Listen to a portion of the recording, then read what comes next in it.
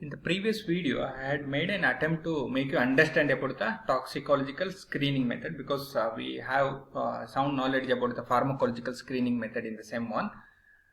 So there we have concluded our session by seeing about the various toxicological testing methods which are available, like acute toxicity, subchronic toxicity, chronic toxicity, where we will be checking about the reproductive toxicity also, and also about genotoxicity, mutagenicity. So let us see about the syllabus which is given by the PCI and RGHS for SEM 2.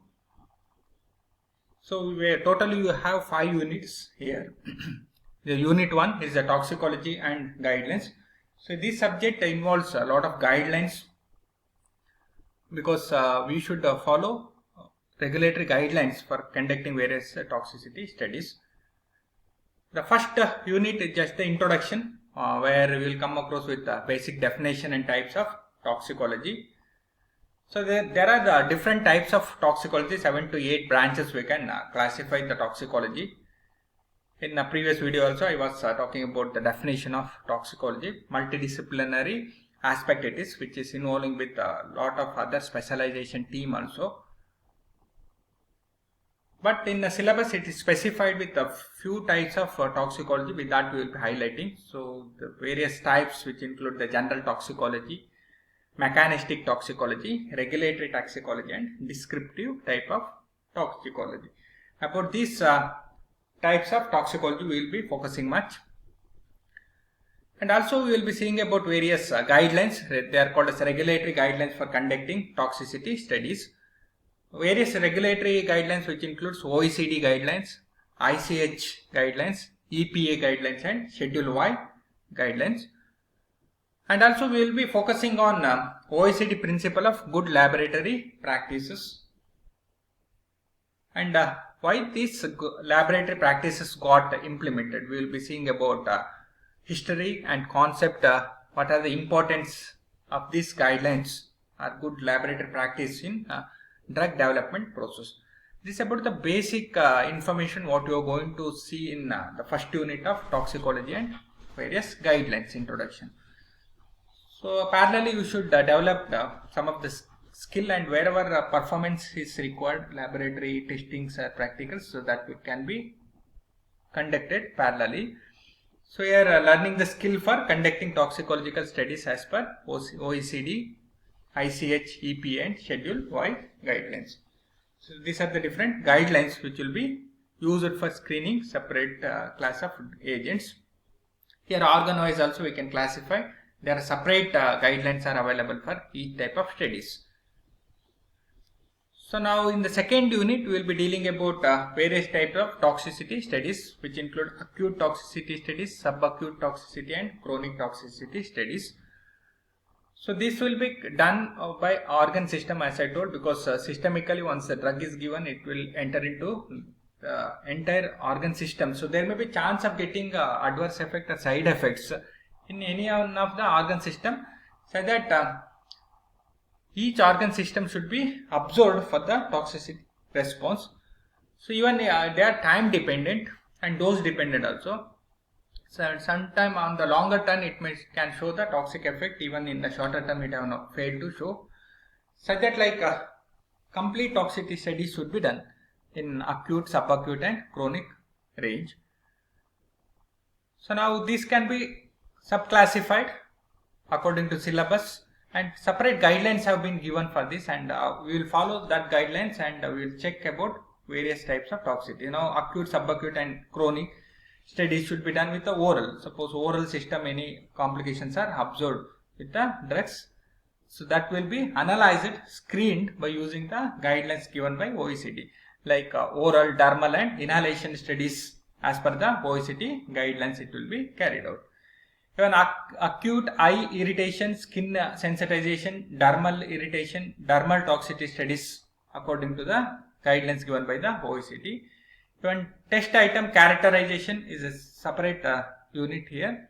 So importance and methods in the regulatory toxicity studies will be seeing in the second unit, where we will be characterizing the test compounds based on the chemical properties. Also we can characterize the substance, and we will be extrapolating the information what you got from the animal studies with the toxicological screening, and will make some of the regulatory requirements before marketing such product. If it is badly required, then only we will go for marketing. Then coming with the skill, acute oral toxicity studies as per the OECD guidelines, we will be coming to know after learning about the chapter. And also acute dermal toxicity, repeated dose toxicity studies also we will be coming to know according to the guidelines, how the performance can be carried out. Separately, I will be dealing with the OECD guidelines. There are dozens of OECD guidelines are there with a different number. So for each eye irritation or other dermal irritation, sensitization, oral toxicity, so there are separate number of OECD guidelines are there. I will be showing you the list of OECD guidelines in the coming slide. We will be focusing on each guidelines, and we will be trying to know about the procedure involved in screening of toxic substances. While doing with repeated dose toxicity studies, even serum biochemical analysis may be required, because this parameter will help us to check about the safetiness and toxicological impact of the drug in the body. Hematological values may be analyzed, urine analysis, and even functional observational test and histological studies can also be performed. So thereby, like overall, we can assess acute, subacute, chronic toxicity. So now here they have specified the test should be done with eye irritation, skin sensitization, dermal irritation, and dermal toxicity studies.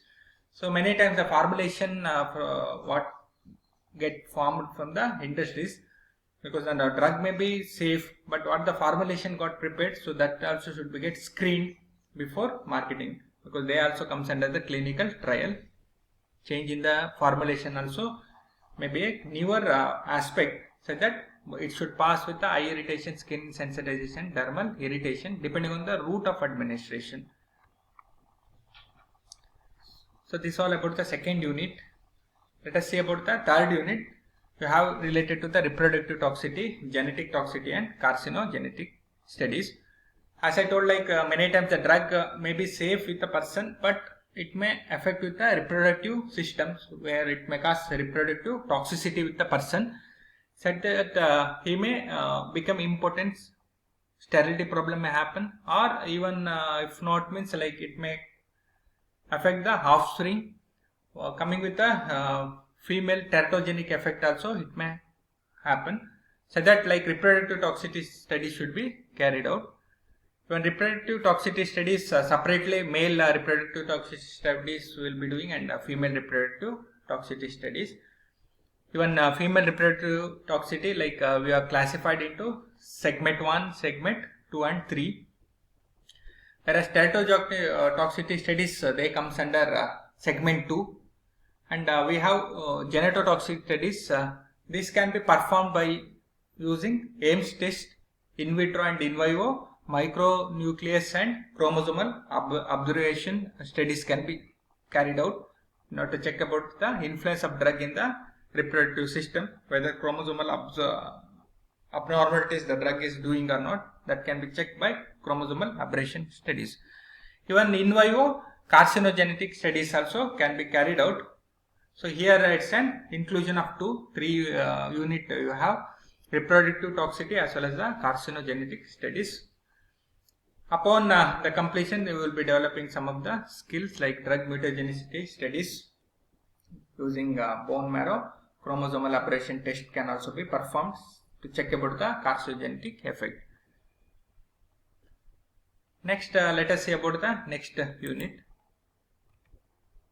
Unit 4, where we have about IND studies and safety pharmacological studies, investigational new drug studies, enabling IND enabling studies, where we will come across with the definition of IND, importance of IND, even industrial perspectives, list of studies needed for IND submission.